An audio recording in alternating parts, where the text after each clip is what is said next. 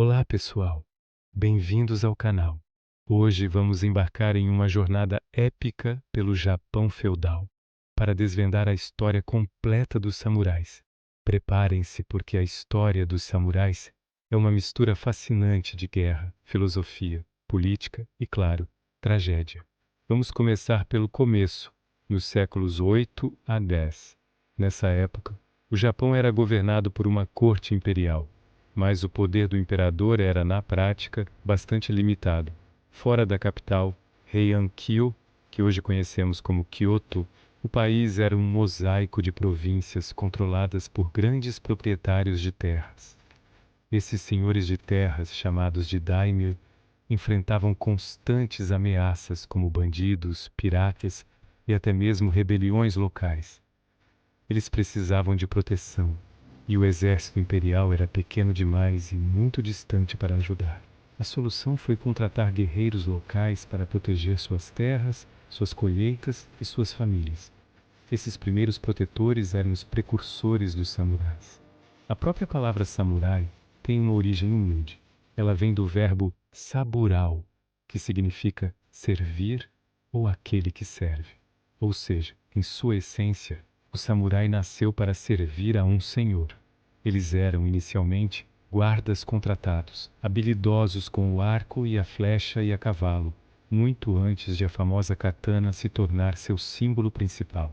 Com o tempo, esses grupos de guerreiros se organizaram em clãs poderosos e sua importância cresceu exponencialmente. O poder real começou a se deslocar da nobreza da corte para as mãos desses senhores da guerra provincianos. Esse cenário preparou o palco para uma mudança drástica na estrutura do Japão. E assim entramos no século XII, no chamado período Kamakura. Foi aqui que a história dos samurais mudou para sempre. Após uma série de conflitos civis, o clã Minamoto, liderado pelo general Minamoto no Yoritomo, saiu vitorioso. Em vez de apenas controlar a corte imperial, ele fez algo revolucionário. Estabeleceu o primeiro governo militar do Japão, o Shogunato Kamakura. O shogun era essencialmente o ditador militar do país, e o imperador se tornou uma figura simbólica, quase religiosa.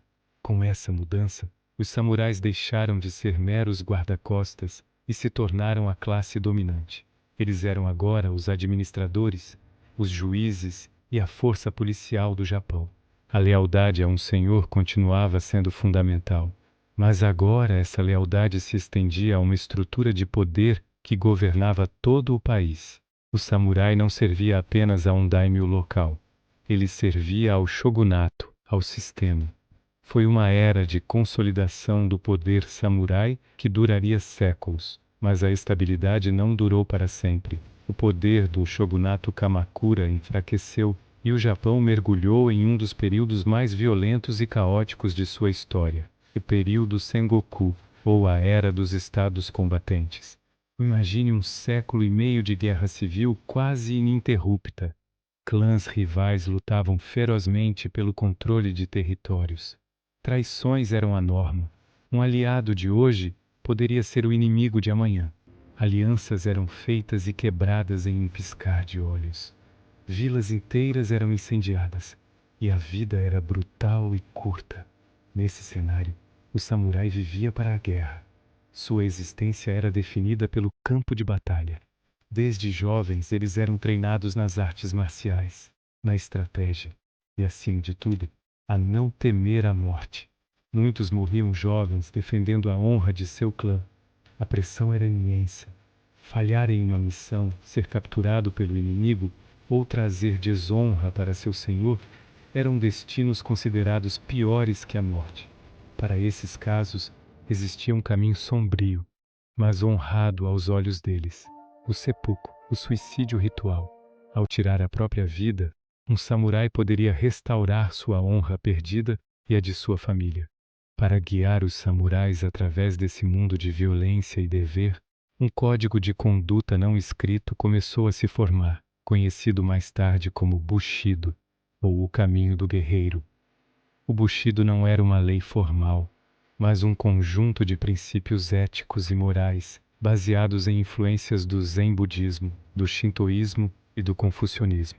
Seus pilares eram claros: honra acima da vida, lealdade absoluta ao Senhor, coragem para enfrentar qualquer perigo, incluindo a morte, disciplina e autocontrole rigorosos, e um forte senso de justiça e respeito.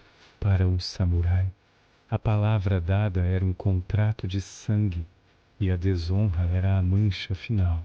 Mas seria um erro pensar que os samurais eram apenas máquinas de guerra brutais.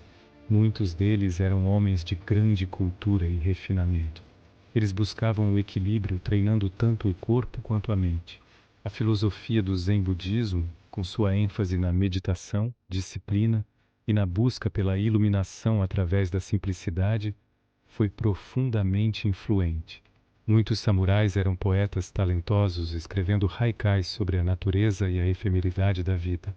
Eles praticavam caligrafia, a arte da escrita bela, e participavam da cerimônia do chá, um ritual de tranquilidade e respeito. A espada, a katana, era mais do que uma arma. Era considerada a alma do samurai, um símbolo de sua honra e um objeto de arte. Após o caos sangrento do período Sengoku, o Japão foi finalmente unificado sob o comando do clã Tokugawa, no início do século XVII. Começava a Era Edo, um período de mais de 250 anos de paz e estabilidade. Mas essa paz trouxe um paradoxo para a classe guerreira. O que um samurai faz quando não há mais guerras para lutar?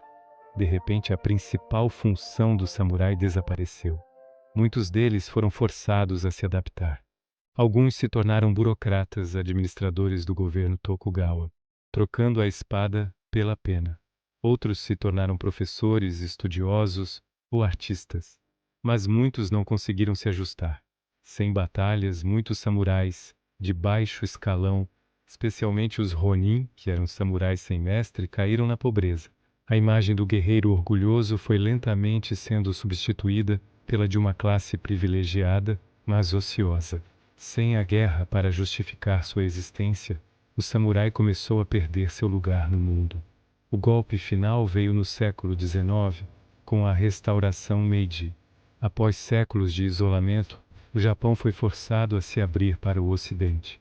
O novo governo, focado em modernizar e industrializar o país rapidamente, viu a classe samurai como uma relíquia do passado feudal, um obstáculo para o progresso. Em uma série de reformas drásticas, o governo aboliu a classe samurai, retirando seus privilégios como o direito de portar espadas em público e de receber um estipêndio.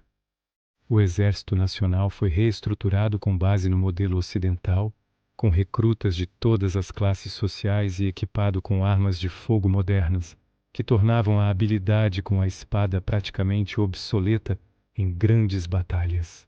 Houve rebeliões, é claro. Samurais inconformados, liderados por figuras como Saigo Takamori, lutaram uma última e desesperada batalha para preservar seu modo de vida. Mas suas espadas e seu código de honra não foram páreo para os rifles e canhões do novo exército imperial. Todas as rebeliões foram esmagadas. O samurai, como classe social e força militar, desapareceu oficialmente, mas ele não desapareceu espiritualmente. O legado dos samurais é incrivelmente poderoso e ainda ressoa hoje. Ele vive na cultura japonesa, no profundo respeito pela tradição, disciplina e honra. Vemos sua influência em filmes, animes, mangás e jogos que cativam o mundo inteiro. A filosofia do Bushido, embora idealizada, continua a inspirar pessoas com seus ideais de autocontrole, coragem e busca pela excelência. Os samurais nos deixaram uma mensagem poderosa que transcende o tempo e as culturas, a de que é possível viver com um propósito, com honra e dignidade, mesmo diante das maiores adversidades. A história deles nos lembra que a verdadeira força não está apenas na capacidade de lutar, mas na disciplina para dominar a si mesmo. Obrigado por assistirem a este documentário sobre a história dos samurais. Se você gostou de mergulhar nesse universo fascinante, não se esqueça de deixar seu like, se inscrever no canal e ativar o sininho para não perder os próximos vídeos. Até a próxima!